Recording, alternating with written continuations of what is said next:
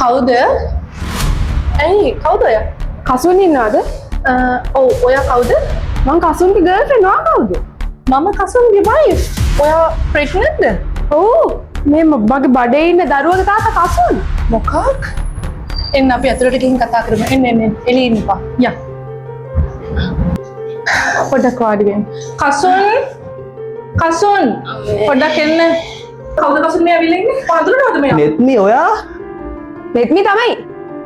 ඇයි යනවා මෙහෙම ආවේ? ඇයි කියන්නේ? මේ බඩවල් උස්සකන මං කිව්වේ මේ හැමදාම බැලන්ස් කරන්නම් කියලා. යකෝ මේක මාර කතාවක් නේ.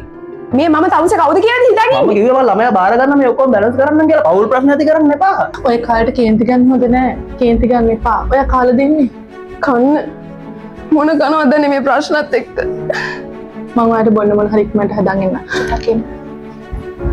මොකක්ද හල්ලුනේ? ඒකනේ මටත් හිතා ගන්න බෑනේ. මේවා වයිටි කියලා තිබ්බේ. පිස්සුව තමුසර. මේක බීලා ඉන්න. ඔයා කොහෙවත් යන්න ඕනේ. අද මෙහෙ නතර වෙන්න. මොකක්? ඔය ඇත්තමද? ඇත්තටම තමයි මං කිව්වේ.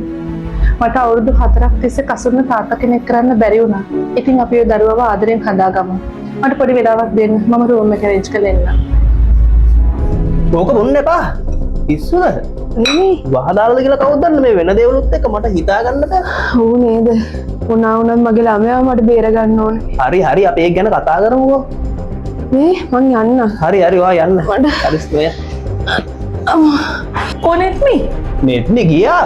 ඒ මේ මොකද? මිනිස්සයා බය වෙලා දරුවෙක් ලැබෙන ඉන්න අම්ම කෙනෙක්ට කැම වලට එහෙම දෙයක් කරන්න මමත් ගෑණියෙක් නේ මං එහෙම කරනවද? හැබැයි ඔයාට නම් සැහෙන පරිස්සමින් මේ ගෙදර දැන් ඉන්න වෙයි. මටත් බෑ මේක දෙන්න කොහොමද? මම යනවා යන්න.